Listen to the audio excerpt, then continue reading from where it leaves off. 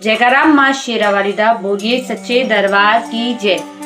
तो आज मैं आपको नवरात्रि के वो गुप्त उपाय बताऊंगी जिससे घर की सारी नकारात्मक नेगेटिविटी दूर होंगी और खुशियों का वास होगा। ये उपाय आपको 19 मार्च से करने हैं।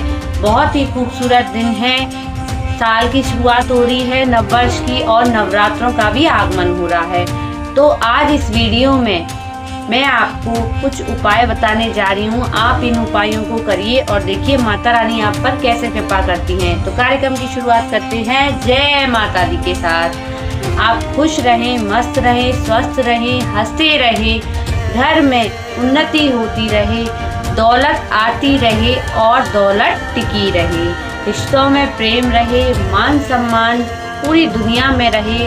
और कमेंट में बस सिर्फ जय माता दी लिख देना।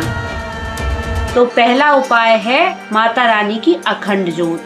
तो अखंड ज्योत लगाने से भक्तों माता रानी का आशीर्वाद आप पर सदैव बना रहेगा। और यदि आप घर पर ज्योत लगा रहे हैं तो रोज 9 दिन सुबह और शाम घी का दीपक जलाकर उसकी जो लौ होती है, जो लौ जगती है ज्योत की, उसके दर्शन में माता रानी का ध्यान करें। ऐसा करने से माता रानी की आप पर कृपा सदैव बनी रहेगी और आपकी सभी मुरादें माता रानी पूरी करेगी। मैं माता रानी से अरदास करती हूँ। अगर आप ऐसा भी ना कर सकें भक्तों, तो आप किसी भी मंदिर में जाकर अखंड ज्योति के दर्शन कर सकते हैं। अखंड ज्योति के दर्शन मात्र करने से ही माता रानी सबकी मनोकामना पूरी करती हैं। दूसरा उपाय है मनोकामना पूर्ति के लिए। यदि आप अपनी मनोकामना को पूरी करना चाहते हैं तो इस नवरात्रि आप माता रानी के लिए लौंग का उपाय भी कर सकते हैं। नवरात्रि में कपूर के साथ 2 फूल वाली लौंग जलाकर आप घर में किसी भी जगह रख सकते हैं, जिससे आपके घर की नेगेटिविटी दूर होगी।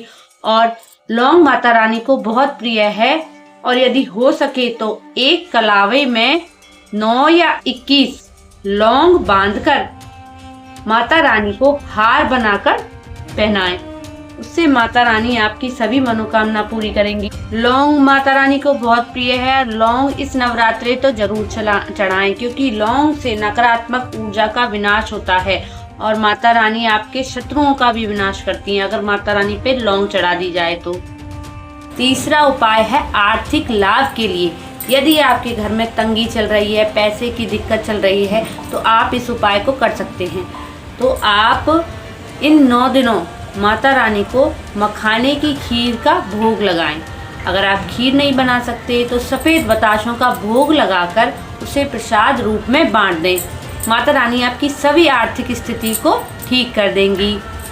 तो चौथा उपाय है कि इस नवरात्रि, किसी भी नवरात्रि, रात के समय पर लाल कपड़े में ताजे पान के पत्ते और कुछ सिक्के बांधकर चुपचाप माता रानी के मंदिर में रख आओ और अपनी मनोकामना बोल दें।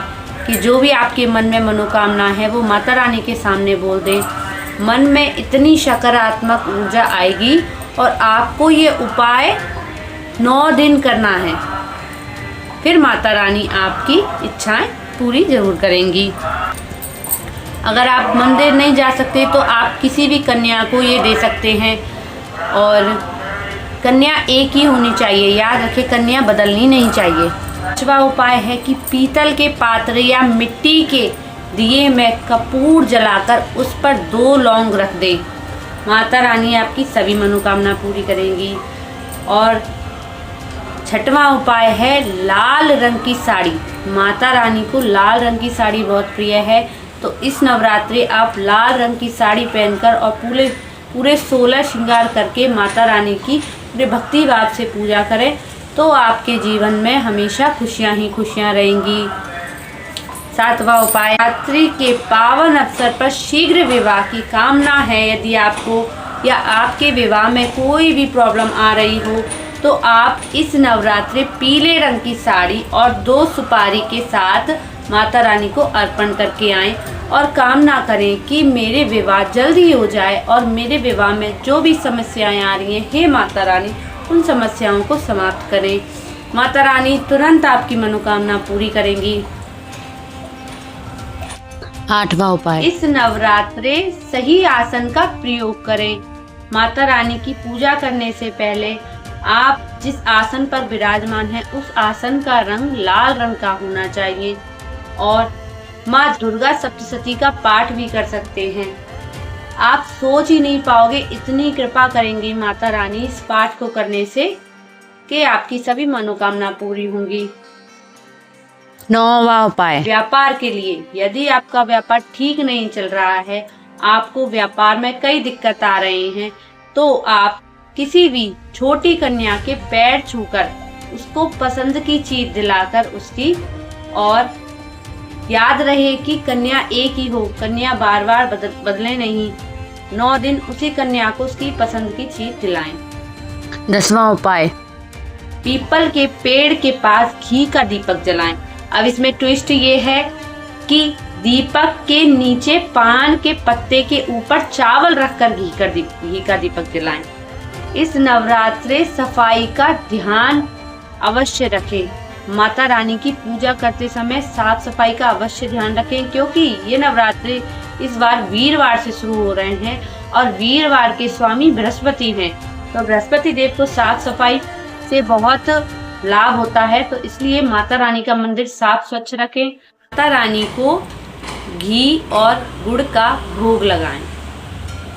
माता रानी को घी और गुड़ का भोग लगाने से आपके विवाह में, जो भी आपके घर में, आपके आपसी संबंध में जो भी परेशानियां चल रही हैं, उनका माता रानी एकदम विनाश कर देंगी। तो राधे राधे सभी को और जय माता दी। कैसे लगे आप सभी को ये गुप्त उपाय? इनको कर देखिए, आप यकीन नहीं मानोगे कि आपके सारे कार्य सफल होंगे। और वीडियो अच्छी लगी हो तो कमेंट में सिर्फ जय माता दी लिख दीजिएगा, ताकि हम और भी अच्छी वीडियो आप तक पहुंचा सकें। तो जयकारा शेरे वाली दा बोले सच्चे दरबार की जय।